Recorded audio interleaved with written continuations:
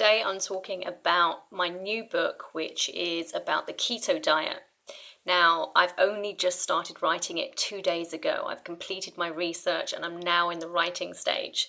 And what I want to talk about is essentially what I've been up to and the things that I'm learning about this particular diet and I guess why I'm doing it. I'm Natasha from Travelandtash, and I'll link into my social media below so you can find me elsewhere. I started researching and learning about keto because I discovered that there's a lot of people that still want to learn about this diet, and I thought to myself, that I know so little about nutrition, and this is essentially an opportunity for me to learn myself about what my body should actually be taking in. And the interesting thing that I learned with keto is that the keto diet, as a lot of you already know, is a diet that focuses on reducing your carbs and increasing your fats, because usually our body metabolizes carbohydrates or glucose, sugar, and turns that into energy. But with keto, the idea is that your body begins to, with the reduction of carbohydrates in your diet, your body starts to metabolize fats that then go into your liver, that it turns your body into a state of something called ketosis, which gives you a hell of a lot of energy. It helps you burn all of those, the fat that you can't get rid of, that some of you, you may be on a diet or whatever, where you're actually trying to lose some weight. So from that perspective, it's really, really effective. But in my case, the effects of keto for improved energy, and only recently have I actually just learned, in fact, only in the last couple of days, that essentially the state of ketosis and metabolizing fat increases your memory retention and your neurotransmissions in your brain, helping you to memorize things more easily, helping you to learn more easily. And there are other health benefits, like the reduction of chemicals that cause aging. And it has all of these additional benefits. So anyway, I'm writing a book on this topic. I found a bunch of credible authors I'm going to borrow recipes from.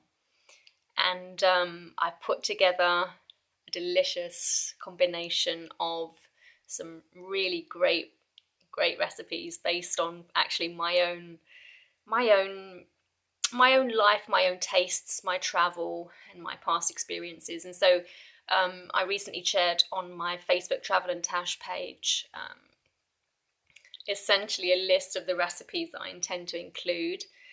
And a lot of these, they include my general taste for Mediterranean food, like Italian style food, additionally North American, because I lived in Canada for quite a while, so there's a lot of North American recipes in there too. I spoke with my friend Jeff, who I met out in Victoria. He's a chef, and he suggested to me, why don't you include, particular Indian recipes that, kind of, it's a nice theme to go to include, because I've spent a bit of time in India as well. And so there's some Indian keto recipes in there too, and I've got a very large not especially large, but large selection of sweets in there too, like delicious drink style recipes, like chai lattes and different style teas and shakes and drinks that are kind of more berry or chocolatey oriented, and then lots and lots of desserts. And it's funny because I'm not a particularly sweet tooth type of person, but some of the recipes are just so bloody delicious that I just, it's just like, goodness, I have to include you there. So and then of course I love my breakfasts as well. So you know, a lot of like English style breakfasts in there and things like with hash browns and whatnot. But anyway, I thus far I'm still open to anybody that wants to suggest any particular keto recipes that they would like to see to go into my book. Leave a comment below and let me know what you'd like to see me include, and I can see what I can do.